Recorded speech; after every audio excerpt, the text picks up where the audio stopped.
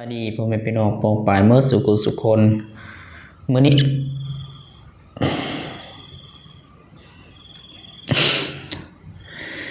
โอ้ยตายสบายดีเด้อสบายดีเมื่อสุขสุขคนมื้อนี้ข้าพเจ้าจะมา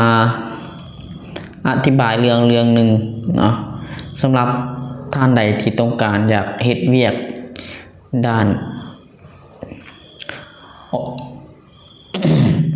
เทคโนโลยีเนาะการสื่อสารหรือว่าสร้างคอนเทนต์หรือว่าสร้างอาชีพให้กับตัวเองผู้ใดมีพรสวรรค์ด้านใด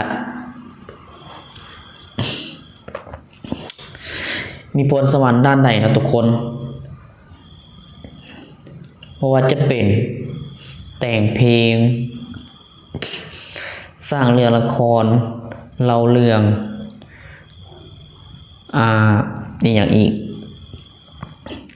อยากเป็นยูทูบเบอร์อย่างต่างๆผู้ใดมีพรสวรรค์ด้านนี้เนาะด้านที่ข้าพเจ้าเว้านี้ปัจจุบันเนาะหากท่านไหนที่บ่กล้าที่จะแสดงออกบ่กล้าที่จะออกสู่หน้ากล้องบ่กล้าที่จะเว้าเนาะ ปัจจุบันเนาะเฮาอยากเว้าจังซี่ให้กับทุกคนเนาะคือปัจจุบันมี AI เข้ามาช่วยหลากหลายแพลตฟอร์มเนาะบ่ว่าจะเป็น Facebook YouTube TikTok เนาะมันสามารถช่วยเฮาได้ทุกอย่างเนาะบ่ว่าจะเป็นเจ้าจะเฮ็ดอาชีพใดธุรกิจแนวใดอันใดก็ตามแต่ AI ช่วยเจ้าเบิดได้เบิดทุกอย่าง บางแพลตฟอร์มมันจะต้องได้เสียค่าบริการเนาะบางแพลตฟอร์มมันต้องใช้ฟรีมันต้องได้ใส่ฟรีและทีนี้เนาะเฮาต้องประยุกต์ใส่แนวใดให้มันเกิดผลและเป็นประโยชน์ให้แก่ตนเองโดยเฉพาะนักศึกษานักเรียนนักศึกษาปัจจุบันอยากรู้อยากเรียนอยากลงลึกเกี่ยวกับบทเรียนเจ้าของเนาะแต่บ่ฮู้สิเฮ็ดแนวใดเนาะอย่างเช่น เจ้าเรียนประวัติศาสตร์เนาะหรือว่าภาษาอังกฤษภาษาจีนเนาะเจ้าอยากรู้อันใด AI มันช่วยเฮาเบิดได้ทุกอย่างแล้วทุกคนบ่เชื่อก็ลองไปเฮ็ดเบิ่งเนาะโดยเฉพาะแอปที่ข้าพเจ้าเคยนำใช้ตลอดมาปัจจุบันก็คือ ChatGPT เนาะ ChatGPT เป็นแอปหนึ่งที่มีความสามารถหลากหลายรูปแบบไม่ว่าจะแต่งสร้างภาพเนาะแต่งบทเรื่องแต่งเพลงให้เฮาเนาะแต่งบทละครสั้นให้เฮาก็ได้เนาะวิธีนำใช้ง่ายๆเพียงแต่เฮามีไอเดียอยากจะสร้างแนวใดมันจะเจเนเรตให้เฮาได้หมดทุกอย่างอย่างเช่นผู้ใดที่ว่าเฮ็ดเกี่ยวกับ เพลงแต่งเพลงในยุคปัจจุบันเนาะเจ้าบ่อยากใส่ไอเดียเจ้าแค่เจ้าบอกว่าเพลงที่เจ้าจะแต่งเป็นเพลงแบบใดลักษณะแบบใดมีเนื้อหาแบบใดอย่างเช่นความมีเนื้อหาเกี่ยวกับความรักหรือว่า แบบมิตรภาพบ่เนาะหรือว่าแบบเกี่ยวกับชีวิตบ่เนาะและมีตัวละครจักคนเนาะแค่เฮาบอกจังซี่มันก็สามารถเจเนเรตให้เฮาได้เนาะมันจะแต่งตามความคิดถ้าเฮาบ่มีไอเดียสมมุติว่าเฮาแค่บอกว่าแต่งเพลงลักษณะความรักให้แดงแล้วแต่เจ้าอยากจะแต่งมันก็จะแต่งให้แต่ในมันแต่งนั้นมันอาจจะมีการ อาจจะบ่ถึกใจเฮาในจักหน่อยแต่ก็บ่เป็นหยังทุกคนแค่เฮากวดเบิ่งเนาะบนใดเฮาพอเฮาเติมเองก็เติมไปบนใดเฮาตัดออกแล้วก็เติมไปเองก็ได้เนาะอันนี้แล้วแต่เฮาแล้วก็มันจะเขียนเป็นภาษาไทยได้เป็นภาษาไทยถ้าเฮาบ่อยากเป็นภาษาไทยเฮาก็สามารถแปลเป็นภาษาลาวได้เนาะ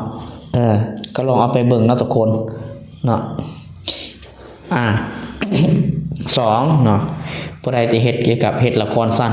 เนาะมันก็เฮ็ดให้เฮาได้คือกันเนาะถ้าเฮาบ่มีไอเดียนี่จะเขียนบทเนาะแค่เฮาจะบอกว่าเฮ็ดเป็น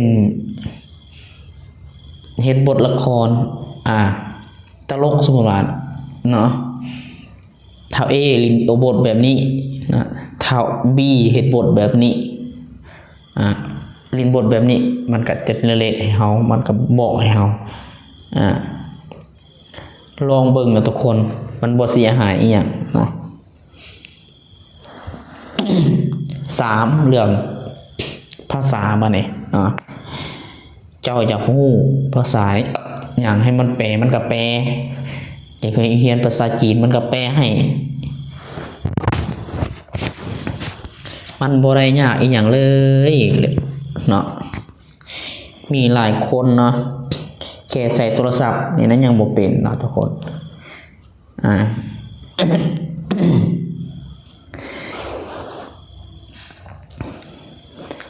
แล้วก็ผู้ใดที่ว่าอยากรู้เรื่องราวอันไหนเจ้าก็ถามเบิดสมมุติว่า ChatGPT นี่เนาะเห็นบ่ ChatGPT นี่เขาสิบอกสอนวิธีการเขาปุ๊บนี่เห็นบ่แล้วเจ้าก็เห็นนี่ขีด3ขีดอยู่ถึง2ขีดกดเข้าไปนี่แล้วเจ้าจะเห็นว่าสำรวจ ChatGPT นี่เขียนเข้าไปเห็นบ่ในนี้มันจะมีหลากหลายแอปอีกแอปย่อยนะมันเฮ็ดแต่ละนาทีบ่คือกันเนาะแต่ในนี้มันแต่งเพลงได้มันสร้างรูปภาพได้นี่เห็นบ่ในนี้ล้วนแต่ฟรีเบิดนะทุกคนนะนี่ฟรีเบิด เห็นบ่ในนี้มันจะมีแคนวาก็มีเด้แคนวาเนาะบ่ได้เรียนภาษาอังกฤษเป็นนี่ AI วิดีโอนี่มาร์เกอร์นี่ Power D Video GPT นี่ Generate and Edit Video with Text ประมาณนี้มันจะแก้ไขวิดีโอให้เฮานี่เห็นบ่เริ่มต้นใช้งานมันจะบอกนี่เห็นบ่ในนี้มันมีหลากหลายแอปนี่เห็นบ่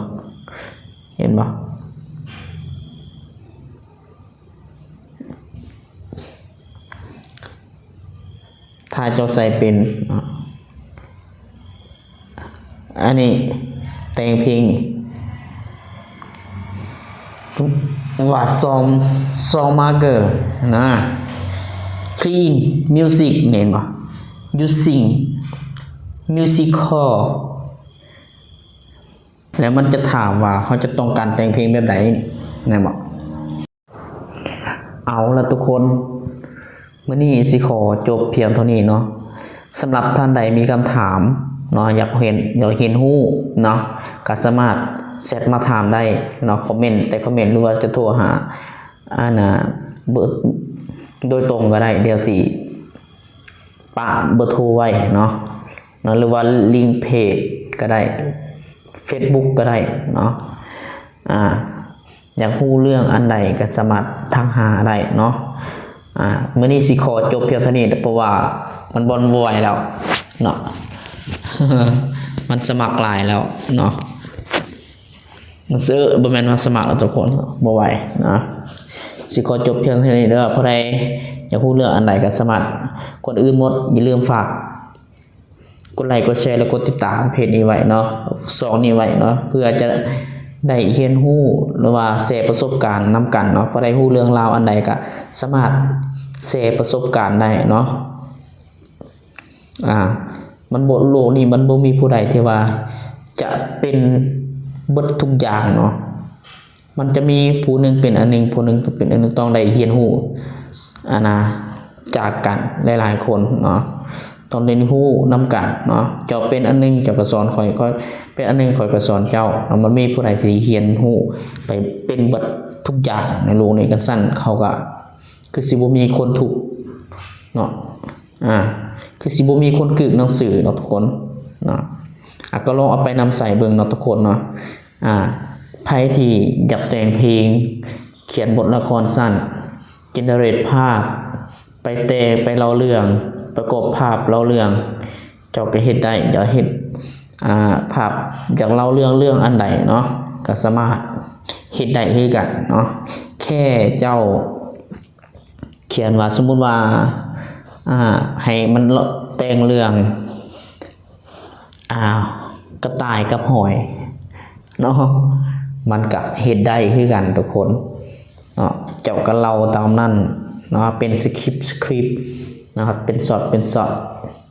แล้วก็ตัดต่อแล้วก็เอาภาพที่แล้วก็เอาภาพประกอบที่เจ้าให้มันเซต GPT เนาะแต่เจเนเรตภาพขึ้นมาสบายทุกคนเนาะปัจจุบันมันเฮ็ดได้เบิดทุกอย่าง AI เนาะแม่นหลายมันมีหลายเนาะแพลตฟอร์มหลายแอปที่การมันก็ต้องได้เสียเงินแน่แหละทุกคนเสียเงินก็ถ้าว่ามันเขาเฮ็ดธุรกิจเนาะเขามีรายได้สูงเขาก็เสียให้มันแน่จักหน่อยก็บ่ได้เสียหายนะทุกคนมันหาเงินให้เฮาเนาะก็ลองไปนำใส่เบิ่งเด้อเนาะสำหรับคลิปนี้สิขอจบเพียงเท่านี้เนาะสบายดีเนาะ